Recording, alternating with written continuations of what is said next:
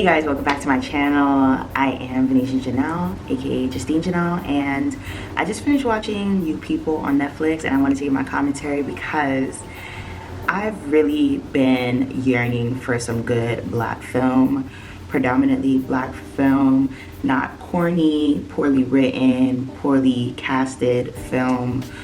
I know as black people we're scarred from seeing films where it's a whole bunch of us in one place. It's like we're competing for jokes or we're competing for a moment, and we realize that some of our faves aren't that funny in certain situations, in certain roles, or we happen to see the same people in the same roles constantly, so that way, you know, it just makes you feel like there's nothing to look forward to. So pretty much the movie starts off with Jonah Hill. He's on a podcast with one of his friends.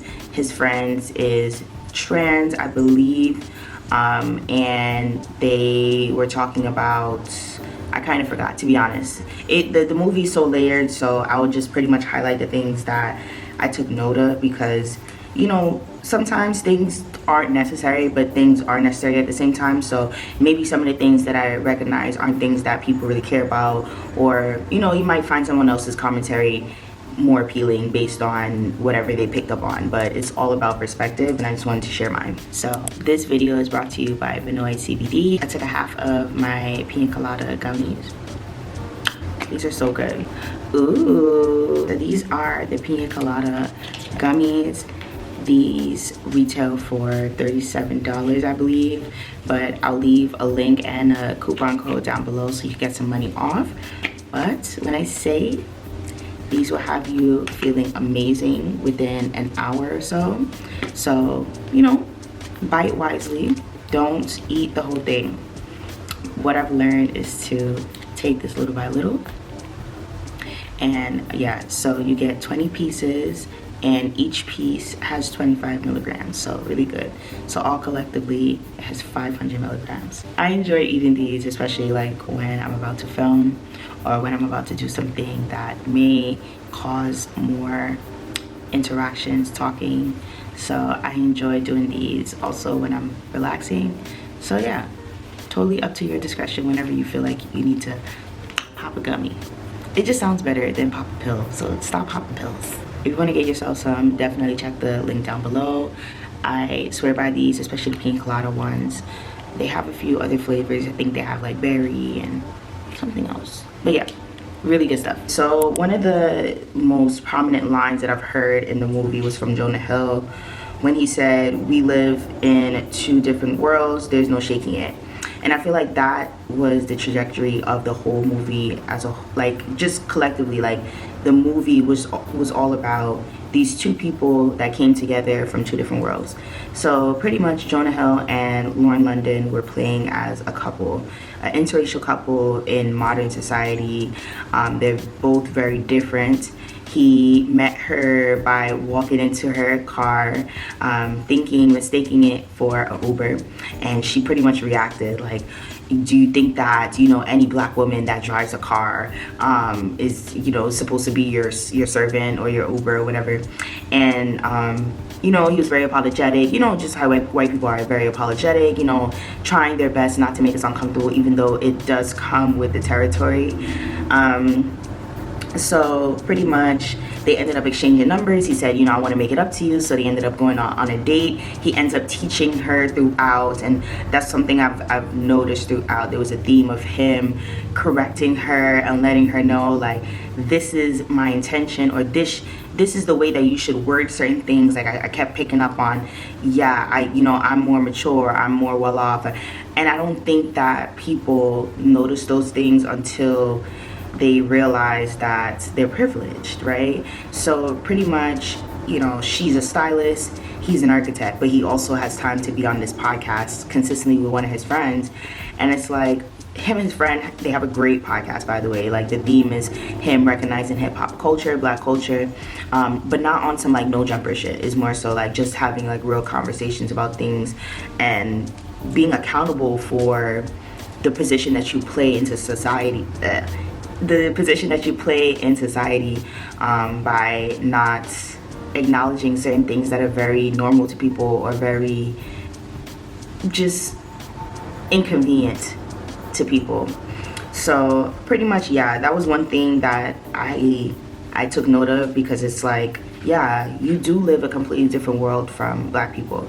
I think black people live in more of a similar reality as Hispanic people, which is why they usually group us together. Because Asians, they live a completely different reality than us. You know, despite where they come from, when they migrate to America, it's just a different level of acceptance from them versus us. It's always going to be awkward regardless of what position you're in. But I think just acknowledging things are number one, the most important thing. So yeah, I feel like black power versus white power was very present on both ends. I like the fact that they highlighted that, because a lot of people, you know, I wanted to move to the UK, right? And a lot of people would say like, oh, like people want to move to UK, but you don't know the reality of like living here as a black person. And it kind of like stops me in the midst of even fantasizing about the idea of moving to UK, because it's like, yeah, like honestly, being black here is always very uncomfortable. I've never had an interaction with a white person that hasn't been uncomfortable at some point in time in a conversation. Like I've had awkward conversations with black people, right? But like we kind of both know when to shut the fuck up. Like I feel like other races, they don't know when it's like, all right, you know?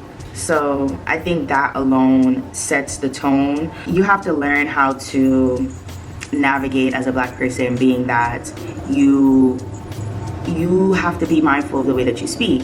You have to be mindful of the way that you act. You have to be mindful of the things that you actually like, because if you like certain things, they might think of it as some type of toy or some type of like, oh, like this is my moment to like be super inquisitive about it, and then also include some awkwardness, because I feel like white people just can't help themselves sometimes, you know? Stay away from my way. So so yeah, like it's just a very different experience, and I think that white power shows up very differently in America. It's very nice, nasty, and then sometimes it's like extremely nice, but it's just not. It's not even necessary to be that like. I don't know. Invested is the word. I don't know. Like, you know, when we were just having casual conversations, but like people would just make it more personal than it needs to be, more like intense, just in a very different way. I don't know. I don't know how to describe that experience, and I think the movie helped me to understand the experience a little bit more, because I was able to see myself in Lauren in different scenarios. Like, first of all, let's talk about Lauren, because Lauren is back on the screen. She's back in the films, in the shows. You know, she did her little BET reboot and then said, yeah, I'm trying to act for real, for real. I just, you know, I'm really rooting for Lauren. I just really want her to take some more acting lessons. I'm not even gonna lie, like I truly enjoy seeing her do her thing, but like I just want her to show a little bit more emotion. I want her to show a little bit more depth, you know? And yeah, like it was really nice to see the cast. The cast of this movie was really, really nicely put. Seeing Nia Long and Eddie Murphy. Eddie Murphy is one of my favorites from the 90s. He's definitely making a comeback. And I appreciate it because, you know, a lot of black actors fight really hard to get into position, and then you won't see them for years, you know, like it will be a really long time before you see them on film. It's different from seeing them on shows, but having them in a movie is that's a bag, okay? That is a bag, and I enjoy seeing that, because we're not, black actors need to be acknowledged way more. They need to be like, you know, they need their flowers. I truthfully feel like it's a very hard job being an actor, and being able to embody a character is tough, you know? So when I see us popping out, I really appreciate that, to be honest. But yeah, that's something I noticed. Also, the niggas in Paris segment really took me out. I thought that was hilarious. Like, I felt like it was so funny. Like, so Eddie Murphy's pretty much in the car with Jonah Hill, and he's like pretty much forcing him to, because like Jonah's like, oh, love this song, and Eddie's like, yeah, so like what's the first word to the song, like in the title? And he's like, in Paris. Like, and even though it was a funny moment, it was like, because they had it where it was like contrasting Jonah with Lauren London's dad and Lauren London with Jonah's mom, which is another level of awkwardness, and we'll get into that in a second. But yeah, literally, so they had both of the scenes going back and forth. They were clipping it. You know, this is like good editing where they're like able to see like two different worlds like happening in real time. And you know, Eddie Murphy's trying to get him to engage in the conversation and say like, yeah, like what do you say when I'm not around, like since you love this song so much, you know. So it was a lot of accountability throughout the movie, and I feel like that was the most refreshing part. Like my biggest things with movies nowadays, they like to bring up COVID, they like to bring up the vaccine, they like to bring up the awkwardness, but like let's talk about the way that they've merged modern day society without having to make it cringy, if that makes sense. They did talk about the vaccine really lightly. When Jonah brought the idea of proposing to Lauren to her parents, pretty much Eddie Murphy was like, I gotta get a vaccine to go into the casino, and now you're trying to take my daughter away from me. So Eddie Murphy played a really good role as the overprotective father. Nia Long was the mother. She played like his sidekick in a way. Like she co-signed a few things throughout, but she wasn't like, she was very poised. Like she was very like classy mom. Like I come to parent teacher conference mom. Like I put her in dance class mom. Like she wasn't like the yeah Nick. Like she wasn't like that at all. And I really appreciate that, because I'm just like, please don't do that. Like that contrast would really piss me off. I just feel like we're past that. Like yeah, there's a good majority of us that's like that, but we don't need to be all of that all the time. Like let's get some class on the films. Like, and I did like Carisha's role as well. Like I feel like she's a very good actress. She's gonna play that for a very long time. Like Carisha's definitely in her Tiana Taylor bag in terms of acting. Some people, what I had to accept, they're not gonna be able to play the Viola Davis, the Lupita Nyong'o. They're not gonna be able to play the Gabrielle Union. They're not gonna be able to do that. Like it's just not in them to be that.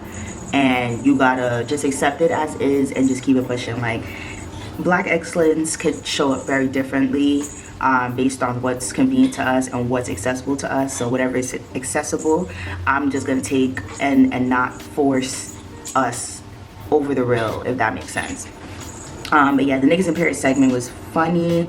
I love the fact that because okay, so I said that I was gonna talk about Lauren London's dynamic with his mom. From the start, it was awkward. It was like, oh, Black, wow, okay, so what do I say?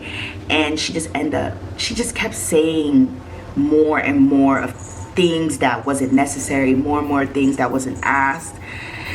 And I don't know, I've been there where it's like, I just don't need all of this. Just say congrats.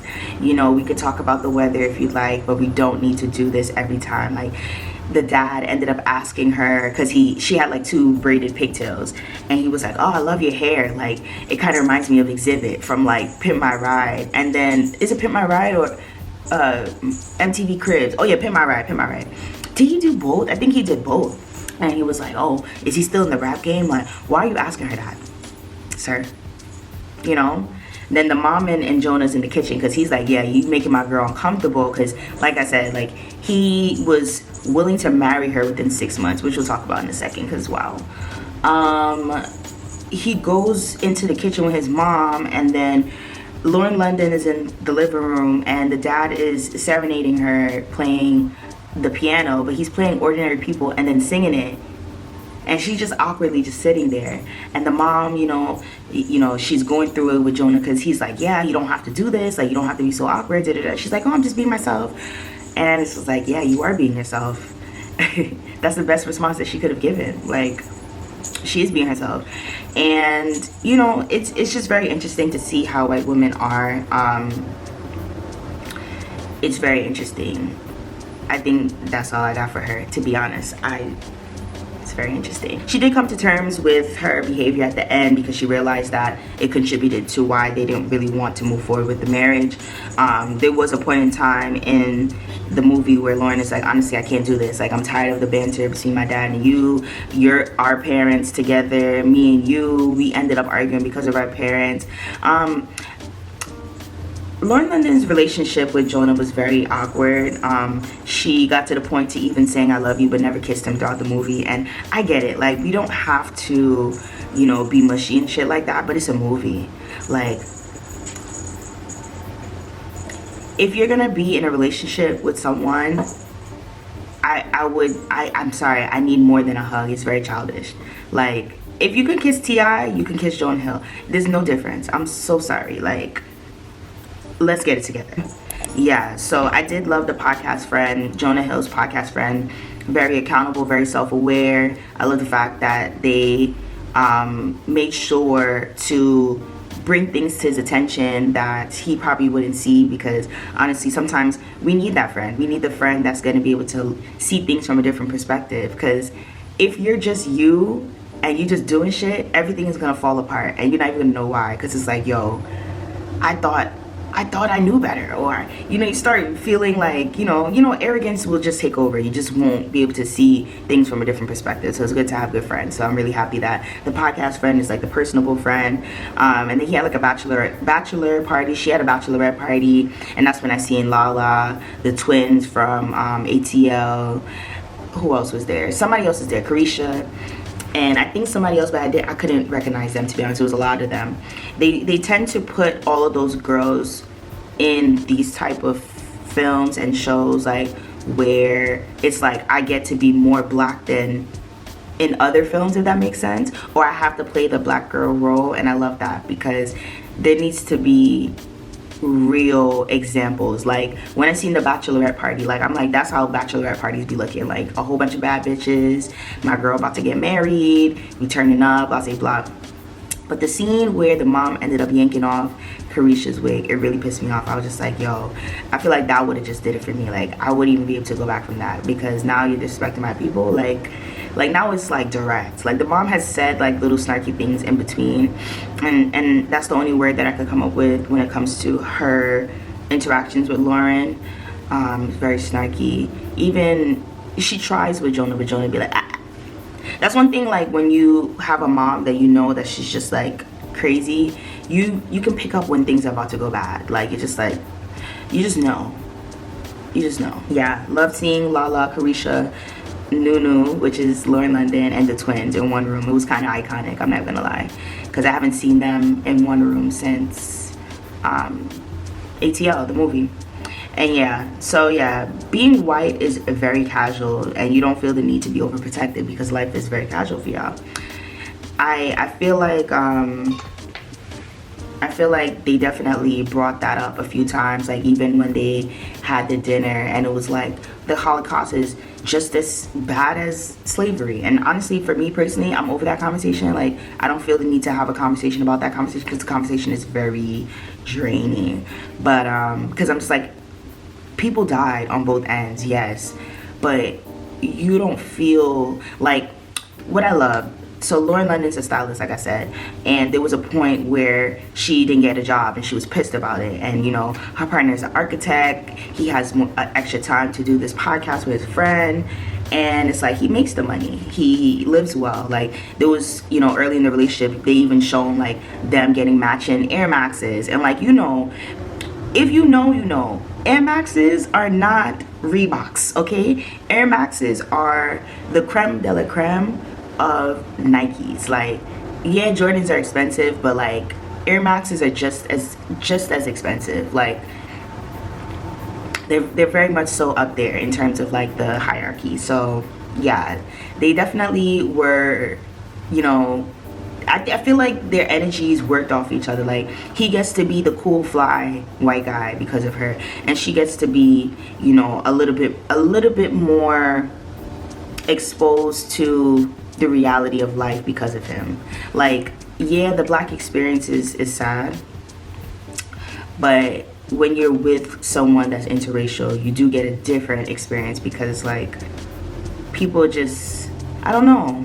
But I don't feel like she got that experience, and I think that's the problem, because she's a brown-skinned black girl. It's a different experience than maybe someone that was interracial with a white person. Like, I feel like it wouldn't be so hard because of the differences, because of the upbringing. It's very different. So like she was explaining like, yeah, I didn't get the job, I was so upset.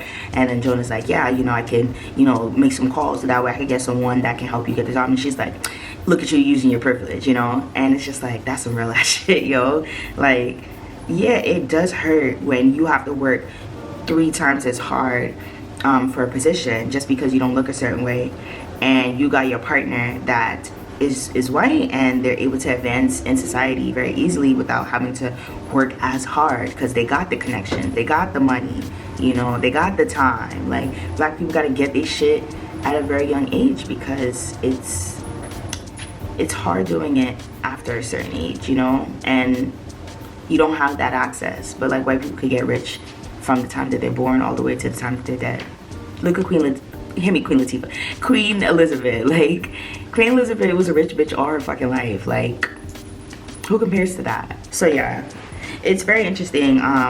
You know, how many different things that they brought up in the film, because I'm just like, yeah, like, the movie wasn't super deep. It was very much so, it's I want to say 2 layers above surface level. Like, I've had a lot of casual conversations with people in the last year, and I feel like the movie brought up more depth than most of the conversations I've had with people, just because it takes you being in that situation before, or it takes you understanding, you know, being the black girl in a awkward world for you to understand.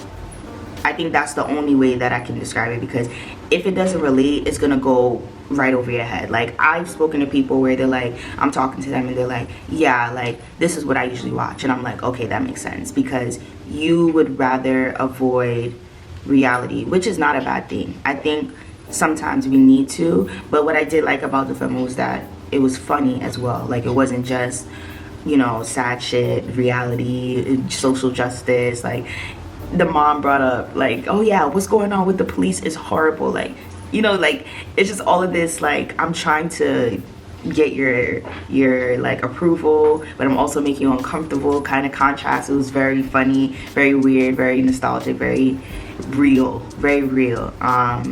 but very funny mostly. Like, there was a lot of moments where I'm like, okay, that was good. Like, whoever wrote that, great job. Whoever was doing Lauren London's hair throughout the movie, great job. Whoever was styling throughout the movie, great job. Whoever chose the locations, great job. I like the fact that it was based in LA because it was fun. I personally don't care for LA, but I like seeing people from LA experience LA because it's different. I'm not from LA, so like, I just feel like seeing that, you know, excitement for being in a city that I just don't get, I get it. Like, I gotta respect it. But yeah, it was a great movie all in all. It was nice to see everyone, and it was nice to be able to get a new perspective of how people are really doing out here. But yeah, they ended up getting married though. So in the end, they did get married. They did come to terms with, you know, the fact that the parents were very ignorant towards their journey, and they were also overstepping their boundaries throughout their journey. So I think it's really good to be able to see accountability happen in one place. And it didn't, obviously, you know, movies don't end off where it's like, unless they're trying to do a part 2, 3, 4, but they really try to pull it all together, so that way the person that's watching is not like, what the fuck, like, what's going on? Like, I gotta wait 4 years for an update? Like, no, like, they got married, they came to terms with their reality, they respected their differences, but yeah, because they kind of made it seem as if they didn't get married, but yes, they did get married, so it was nice. I did also like, they did like the time stamps in between, so like 6 months after they met, they got engaged, you know, they had like, everything was written in graffiti, which is very interesting, because, you know, like, they were trying their best to embrace black culture throughout. So I would definitely recommend this movie. I would give it I'll give it an 8 out of 10. The 2 points is only because I'm just picky, and I don't know, maybe it could have been a little shorter, but it was good. It was very good. It was very well written, well lit, very intentional. Conversations were really good. Yeah, definitely would have. Oh, the 2 points. Also, Lauren London, the acting and the lack of intimacy throughout the movie was very distasteful, but I did love seeing her have fun. I did love, and it's not a backhanded compliment, I truly enjoy seeing her in her element because she is an actress, okay? And being able to see Black women do what they love, regardless of how it looks to me, is the most important thing. Like, fuck me. Like, it don't matter what the fuck I gotta say. Most importantly, she's getting to the bag because she deserves it. She has kids to feed. And yeah, I really want her to take some more acting classes, for sure. For sure. But all in all, it's a really good movie. It's available on Netflix. If you want to check it out, you should do so. I think it came out yesterday. So yeah, get a little $10 and go watch the movie. Is virtual. So if you enjoy videos like this, be sure to subscribe and give me a thumbs up. Leave your comment down below and let me know what you think about the movie or any commentary that I made throughout the video. I'd love to hear your thoughts down below. I appreciate you for sitting through this video because it was a chatty one, and I'll see you next time.